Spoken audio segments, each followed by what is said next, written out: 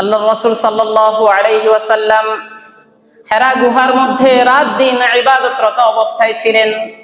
নবীজি বলেন, একদিন আমি হেরা গুহার মধ্যে ইবাদতরত অবস্থায় ছিলাম। এমন সময় জিবরাইল ফেরেশতা আল্লাহ রাসূল সাল্লাল্লাহু আলাইহি ওয়াসাল্লামের কাছে এসে বললেন, ইকরা, আপনি পাঠ করুন। নবীজি তখন বললেন, মা আনা বিকারিইন, আমি পাঠ করতে জানি না। আমরা শুনি তখনও পর্যন্ত আল্লাহর রাসূল কিছু জানতেন না। আল্লাহর রাসূল দুনিয়ার কারো কাছ থেকে শিক্ষা লাভ করেন নাই। আল্লাহ তাআলা নবীজির কাছে ওহী নাযিল করবেন। নবীজি ইবাদতরত অবস্থায় ছিলেন। এমন সময় জিবরাইল ফেরেশতা এসে নবীজিকে বললেন, ইকরা, আপনি পাঠ করুন। নবীজি তখন বললেন, আমি পাঠ করতে জানি না। এরপর জিবরাইল ফেরেশতা নবীজি সাল্লাল্লাহু আলাইহি ওয়াসাল্লামকে মজবুত করে বুকের সাথে জড়িয়ে ধরে চাপ দিলেন, এরপর ছেড়ে দিলেন। নবীজি সাল্লাল্লাহু আলাইহি ওয়াসাল্লাম বলেন, এমন জোরে চাপ দিলেন যে আমার কষ্ট হলো, আমি কষ্ট অনুভব করলাম। আবার ছেড়ে দিল। এরপর ফেরেশতা আবার বলল, ইকরা, আপনি পাঠ করুন। নবীজি তখন উত্তর দিলেন, মা আনা বিকারিইন, আমি পড়তে জানি না। ফেরেশতা দ্বিতীয়বার আবার নবীজিকে বুকের সাথে জড়িয়ে চাপ দিলেন। চাপ দিয়ে আবারও বললেন, আপনি পাঠ করুন। নবীজি বললেন, আমি পাঠ করতে জানি না। ফেরেশতা তৃতীয়বার আল্লাহর রাসূলকে আবার বুকের সাথে জড়িয়ে চাপ দিলেন এবং ছেড়ে দিলেন। তখন বললেন, ইকরা বিসমি রাব্বিকাল্লাযী খালাক, খালাকাল ইনসানা মিন আলাক, ইকরা ওয়া রাব্বুকাল আকরাম।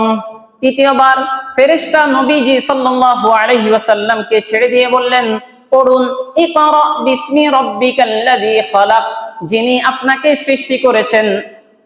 খালাকাল ইনসানা মিন আলাক, যিনি মানুষকে জমাট রক্ত থেকে সৃষ্টি করেছেন।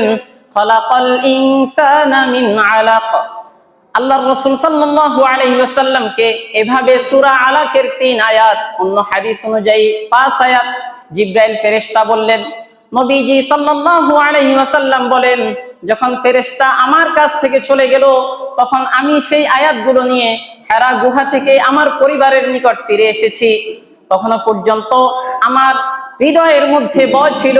তিনি হযরত খাদিজা রাদিয়াল্লাহু তাআলা আনহার কাছে এসে বললেন, জাম্মিলুনি জাম্মিলুনি, খাদিজা, আমাকে চাদর দিয়ে আবৃত করে দাও, চাদর দিয়ে আবৃত করে দাও। হযরত খাদিজা রাদিয়াল্লাহু তাআলা আনহা নবীজি থেকে তখন চাদর দিয়ে আবৃত করে ফেললেন। এরপর নবীজির যখন এই ভয়ের অবস্থা চলে গেল, নবীজি হযরত খাদিজা রাদিয়াল্লাহু তাআলা আনহাকে বললেন, খাদিজা, আমি তো নিজেকে নিয়ে আশঙ্কা করছি, নিজের ব্যাপারে আমার ভয় হচ্ছে। তখন হযরত খাদিজা রাদিয়াল্লাহু তাআলা আনহা নবীজিকে বলেন, কাল্লা ওয়াল্লাহি মা ইউখজিকাল্লাহু আবাদা, কাল্লা ওয়াল্লাহি মা ইউখজিকাল্লাহু আবাদা, ফাইন্নাকা লাতাসিলুর রাহিম ওয়া তাহমিলুল কাল ওয়া তাকসিবুল মা'দুম ওয়া তাকরিজ যায়ফ ওয়া তুঈনু আলা নাওয়াইবিল হক। তখন হযরত খাদিজা রাদিয়াল্লাহু তাআলা আনহা বললেন, কাল্লা ওয়াল্লাহি মা ইউখজিকাল্লাহু আবাদা, আল্লাহর কসম, নবী, আপনাকে আল্লাহ তাআলা কখনো লাঞ্ছিত করবেন না, কখনো অপমানিত করবেন না। কেন? ইন্নাকা লাতাসিরুর রহিম, কারণ আপনি তো আত্মীয় স্বজনের সাথে সদাচরণ করেন। ওয়া তাহমিলুল কাল, অসহায় দুস্থদের আপনি দায়িত্ব বহন করে থাকেন। ওয়া তাকসিবুল মা'দুম, নিঃস্বদেরকে আপনি সহযোগিতা করেন। ওয়া তাকরিজ যায়ফ, মেহমানদের আপ্যায়ন করেন। ওয়া তুঈনু আলা নাওয়াইবিল হক, সত্যের পথে দুর্দশাগ্রস্ত ব্যক্তিদেরকে আপনি সহযোগিতা করেন। প্রিয় মুসল্লি ভাইরা, এখানে আল্লাহর হাবিব সাল্লাল্লাহু আলাইহি ওয়াসাল্লামের 5টি গুণের কথা বর্ণিত হয়েছে। আম্মা জান খাদিজা রাদিয়াল্লাহু তাআলা আনহার কাছে এসে নবীজি যখন বললেন, খাদিজা, আমি নিজেকে নিয়ে নিজের ব্যাপারে ভয় হচ্ছে যে আমি ধ্বংস হয়ে যাই কিনা, তখন খাদিজা রাদিয়াল্লাহু তাআলা আনহা বললেন, নবী, আল্লাহর কসম, আল্লাহ আপনাকে কখনো লাঞ্ছিত করবে না। কেন লাঞ্ছিত করবেন না? 5টি গুণের কথা বর্ণনা করা হয়েছে। আমরা এই 5টি গুণ ভালো করে শিখে রাখি। আল্লাহর রাসূলের কাছে এই 5টি গুণ ছিল, যার কারণে খাদিজা রাদিয়াল্লাহু তাআলা আনহা আল্লাহর কসম করে বলতেছেন আল্লাহ কখনো আপনাকে লাঞ্ছিত করবেন না।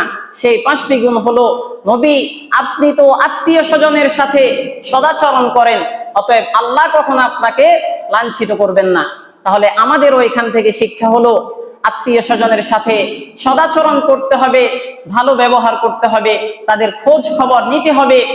দ্বিতীয় গুণ হলো ওয়াতাহমিলুল কাল, যে অসহায় যারা, নবী আপনি তো অসহায়দের দায়িত্ব বহন করে থাকেন, অতএব আল্লাহ কখনো আপনাকে লাঞ্ছিত করবে না, অপমানিত করবে না। অতএব আমাদের এই গুণটা অর্জন করতে হবে।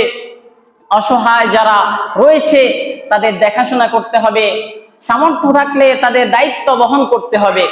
তৃতীয় গুণ আল্লাহর হাবিব সাল্লাল্লাহু আলাইহি ওয়াসাল্লামের, তা হলো ওয়াতাকসিবুল মা'দুম, নিঃস্ব দুস্থ ব্যক্তিদেরকে আল্লাহর রাসূল সাল্লাল্লাহু আলাইহি ওয়াসাল্লাম সহযোগিতা করতেন। যারা পরার মতো পোশাক পায় না, খাওয়ার মতো তারা খাদ্য পায় না, এমন লোকদেরকে আল্লাহর রাসূল সাল্লাল্লাহু আলাইহি ওয়াসাল্লাম সহযোগিতা করতেন। আল্লাহর রাসূলের আরো একটি গুণ বর্ণনা হয়েছে, ওয়াতাকরি যায়িফ, যে তিনি মেহমানদের আপ্যায়ন করতেন। এটাও নবীর একটি গুণ। আমাদেরকে এই গুণটা অর্জন করতে হবে, মেহমানদের আপ্যায়ন করতে হবে। মেহমান আসলে অসন্তুষ্ট হওয়া যাবে না, বরং খুশি হতে হবে। মেহমানের মাধ্যমে আল্লাহ তাআলা রিজিক বাড়িয়ে দেন, আল্লাহ তাআলা খুশি হন। আল্লাহর রাসূলের পঞ্চম আরো একটি গুণ বর্ণনা করা হয়েছে, যারা সত্যের কথা বলতে গিয়ে যারা অপদস্থ হয়, লাঞ্ছিত হয়, আল্লাহর রাসূল সাল্লাল্লাহু আলাইহি ওয়াসাল্লাম তাদেরকে সহযোগিতা করেন। এখানে আল্লাহর রাসূলের 5টি গুণ বর্ণনা করা হয়েছে। অতএব এই 5টি গুণ আমাদের মধ্যে থাকলে আল্লাহ তাআলা কখনো আমাদেরকে লাঞ্ছিত, অপমানিত করবেন